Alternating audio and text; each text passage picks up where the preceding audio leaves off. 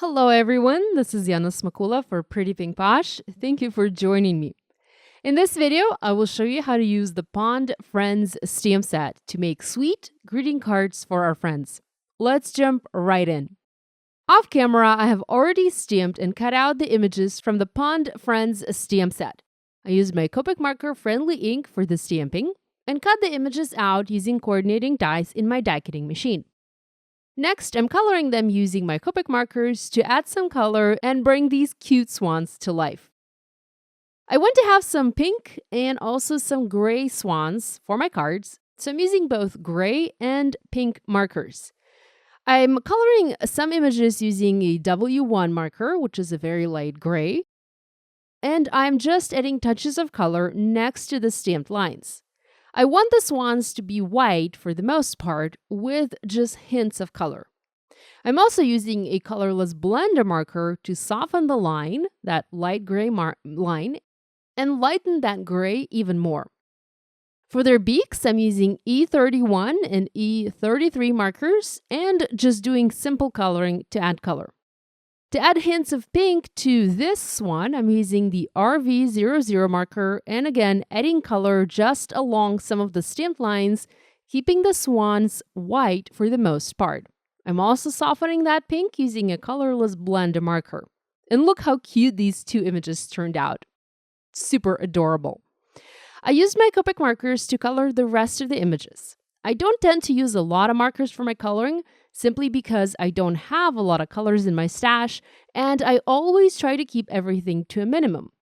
I use the same browns as before, E31 and E33, and to color the leaves, I'm using YG01, YG03, and G94 markers.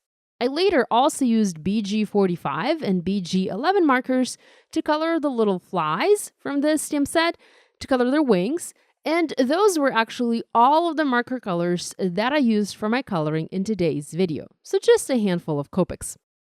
I have two card ideas to share today. For my card idea number 1, I wanted to use scraps of colored cardstock to create layers of water, if you will, on my card. I like to have fun and unique backgrounds on my cards, and I can always achieve that look with the help of colored cardstock. Here, I cut several colors of cardstock to wide strips. These are about 1 3/4 inches tall, and I just used my scissors to freehand a wave on each of those pieces. You can use a die, absolutely, and Pretty Pink Posh has several die sets that would work perfectly for cutting little waves or hills like these.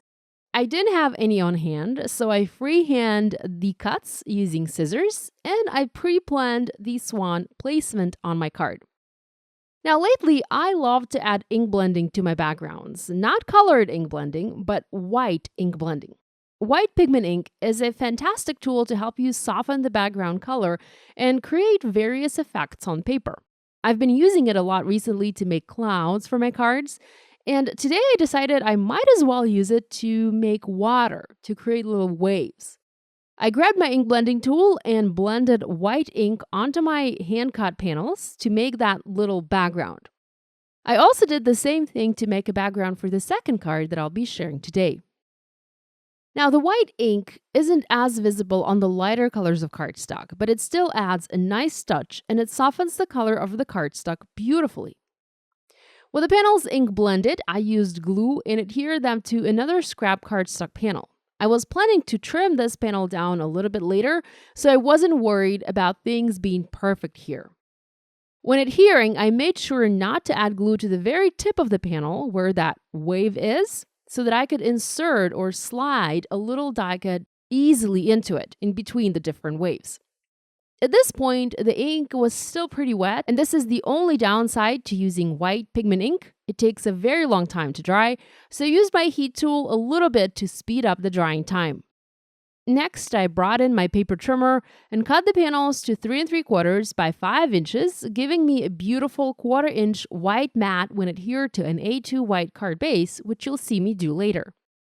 With the background panel created, I arranged the images to create a scene for my card, and then I adhered everything in place using a mix of foam adhesive for dimension and also glue.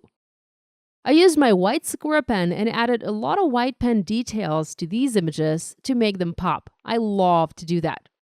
Seeing how the scene is set on water, I also added detail to the background as well, to the water. Little water rings here and there to make it look somewhat more realistic. I also added a bunch of sea glass jewels. I scattered them around the images, filling the background in. I got so carried away building this scene that I completely forgot about the sentiment for this card. Luckily, I had room for a skinny strip sentiment at the bottom, and I stamped one that reads, "Hello, friend." This sentiment comes from an older stamp set from Pretty Pink Posh, Birdie Friends. In fact, this was my very first stamp set from Pretty Pink Posh, and it is one that I treasure dearly and still use from time to time today. Here's a quick peek at the second card I have for you today. It is a similar one, but a slightly different scene. I made a background for this card in the same manner as for the previous card. I ink blended white pigment ink over light blue cardstock panel. Here, however, I also added some scoring to the background to make it look more interesting. I shared this technique in my Valentine's Day video last year, so I'm not going to repeat it here. I have that video linked in the video description below, so please do check it out if you'd like to learn how to create this scored background. I trimmed the panel to 3 3/4 by 5 inches and foam mounted to A2 white card base. For this card, I wanted to place 2 swans, a pink swan and a gray swan, looking at each other in the center of my panel, and add the rest of the elements around the swans, creating a little scene. This time I did plan for a sentiment. I stamped one from the Pond Friends stamp set, and it reads, "You're so very special to me." I stamped it in black ink on a skinny white cardstock strip, and then I foam mounted it to the card to give it a bit of a lift. I used the same sea glass jewels to embellish the project, and again, I scattered the jewels around the scene to add interest to my background. Here's a look at both cards that I shared in this video. I hope you like them, and I hope you'll give this idea a try. If you make something inspired by this video, we'd love to see it. Be sure to share it on social media and tag us. Thanks so much for watching this video. If you have any questions, please drop me a comment below. Thanks, and I'll see you next time. Bye!